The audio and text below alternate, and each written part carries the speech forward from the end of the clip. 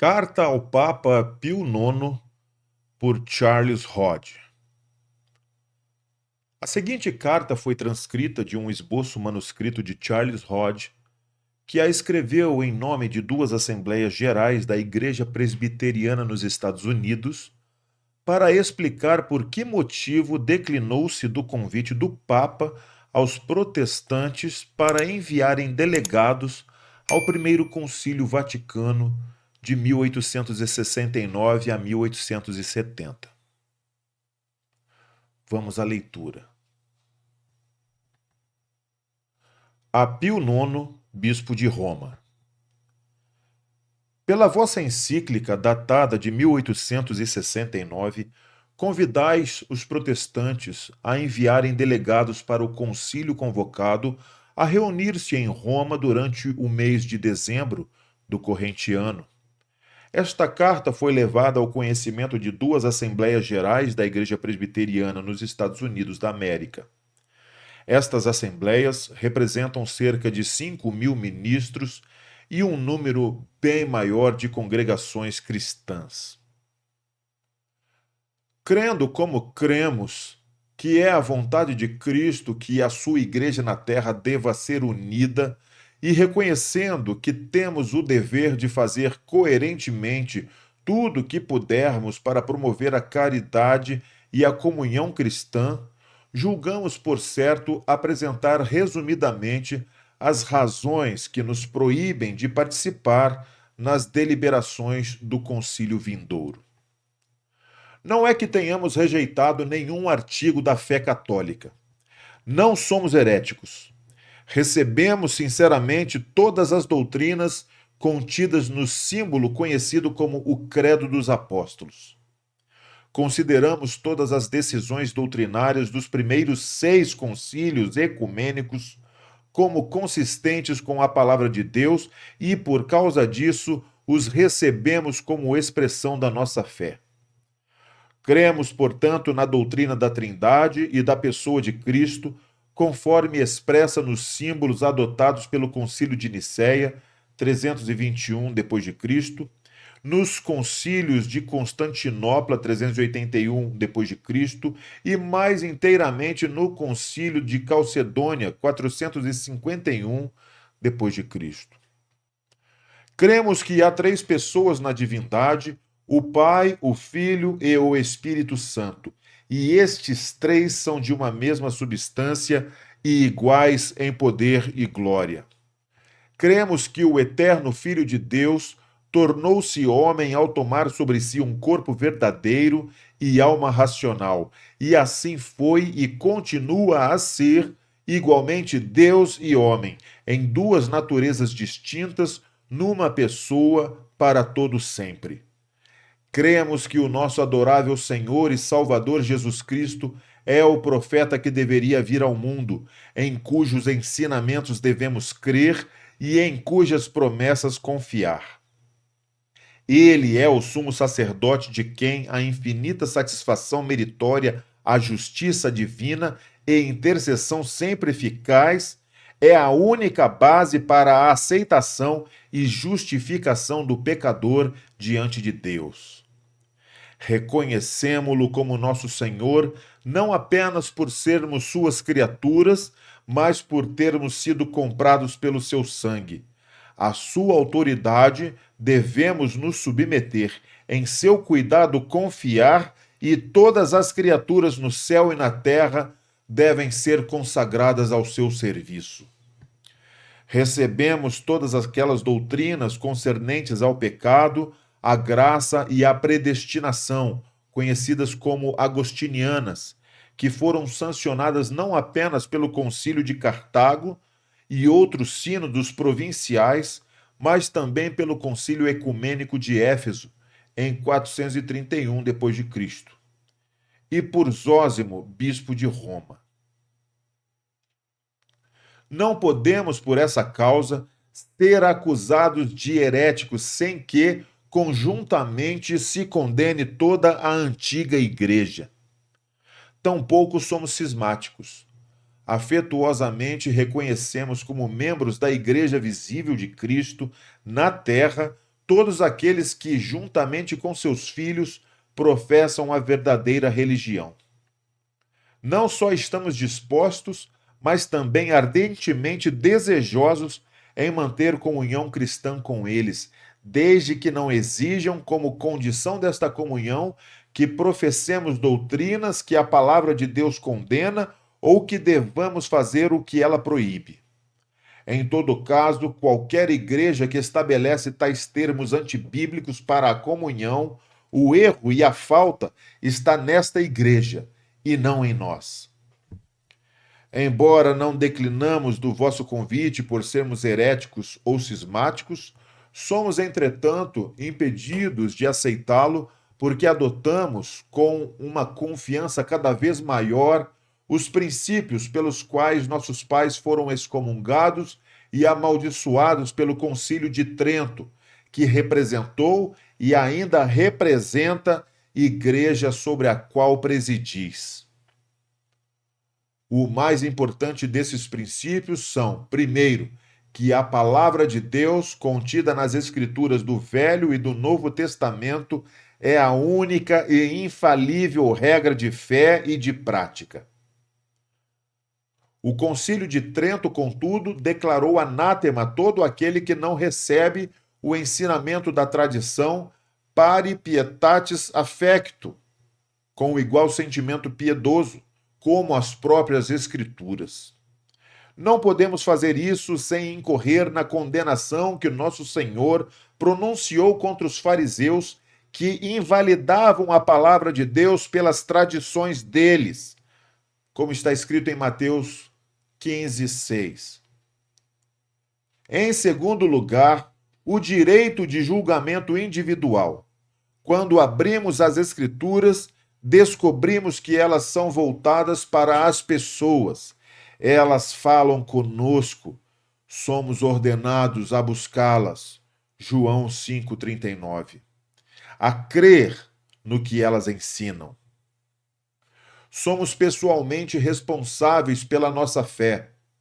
O apóstolo nos ordena a denunciar como anátema a apóstolo ou anjo descido do céu que ensine qualquer coisa contrária à palavra de Deus divinamente autenticada.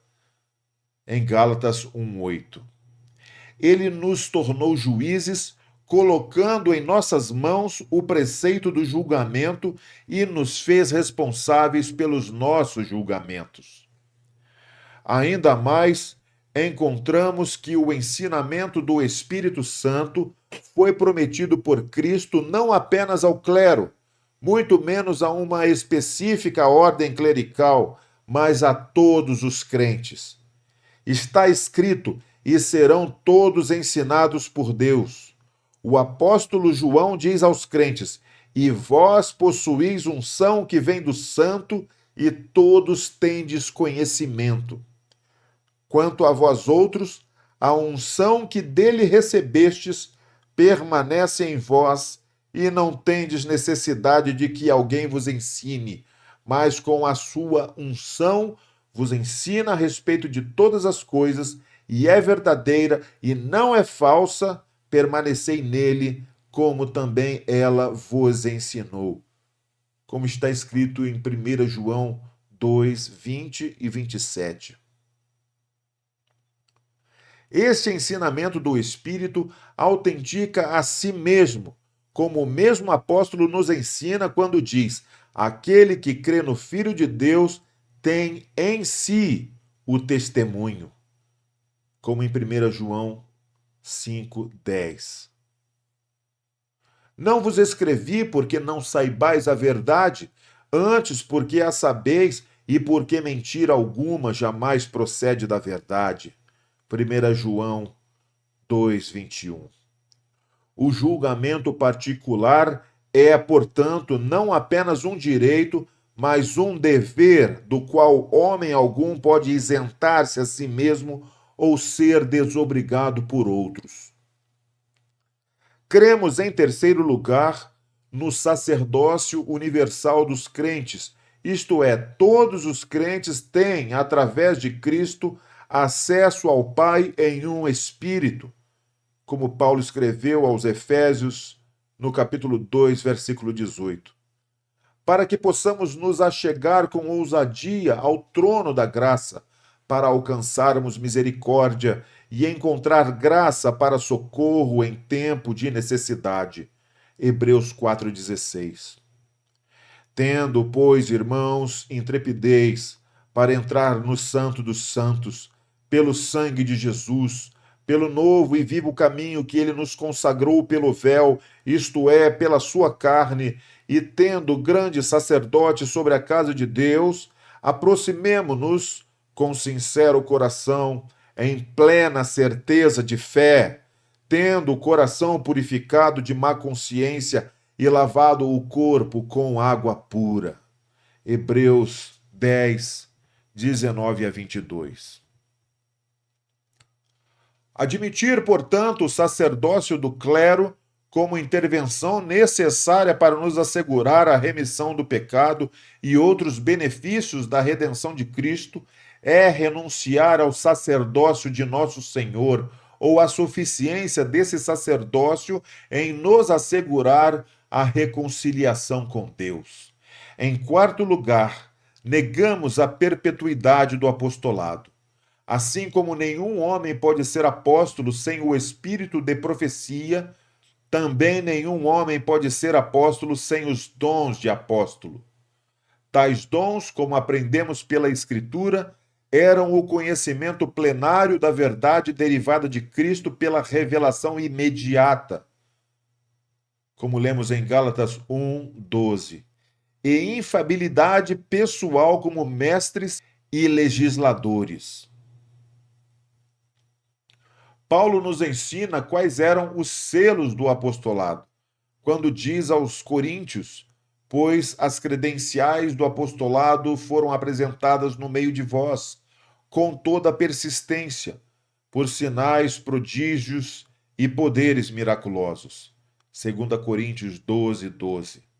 Não podemos nos submeter a prelados que reivindicam ser apóstolos e que requerem a mesma confiança em seus ensinamentos e a mesma submissão à sua autoridade como a que é devida aos inspirados mensageiros de Cristo.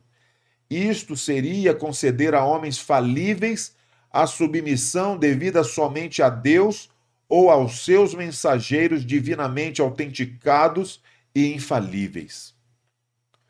Muito menos podemos reconhecer o bispo de Roma como vigário de Cristo sobre a terra, coberto da autoridade que Cristo exerceu sobre a igreja e o mundo quando aqui esteve encarnado. É patente que ninguém que não tenha os atributos de Cristo não pode ser o vigário de Cristo. Considerar o bispo de Roma como vigário de Cristo é, portanto, reconhecê-lo virtualmente como divino. Devemos permanecer firmes na liberdade com que Cristo nos libertou. Não podemos ser despojados da nossa salvação por colocarmos um homem no lugar de Deus, concedendo a alguém semelhante a nós o controle interior e exterior de nossa vida, o que é devido unicamente àquele em quem estão ocultos todos os tesouros da sabedoria e do conhecimento, e em quem habita a plenitude da divindade. Poder-se-iam assinalar outras razões igualmente compulsórias, pelas quais não podemos, de boa consciência, ser representados no concílio proposto. Entretanto, como o Concílio de Trento, cujos cânones ainda vigoram, declarou maldito todo aquele que crê nos princípios enumerados acima, nada mais é necessário para demonstrar qual a razão por que declinamos do vosso convite. Conquanto não possamos voltar à comunhão com a Igreja de Roma, desejamos viver em caridade com todos os homens. Amamos todos aqueles que sinceramente amam ao nosso Senhor Jesus Cristo. Consideramos como irmãos em Cristo todos aqueles que o adoram, o amam e o obedecem como seu Deus e Salvador, e esperamos estar juntos no céu com todo aquele que juntamente conosco na terra declara: aquele que nos ama e pelo seu sangue nos libertou dos nossos pecados e nos constituiu reino, sacerdotes para o seu Deus e Pai. A ele a glória e o domínio pelos séculos dos séculos. Amém. Apocalipse capítulo 1, versículo 6. Assinado em nome das duas Assembleias Gerais da Igreja Presbiteriana nos Estados Unidos da América, Charles Hodge.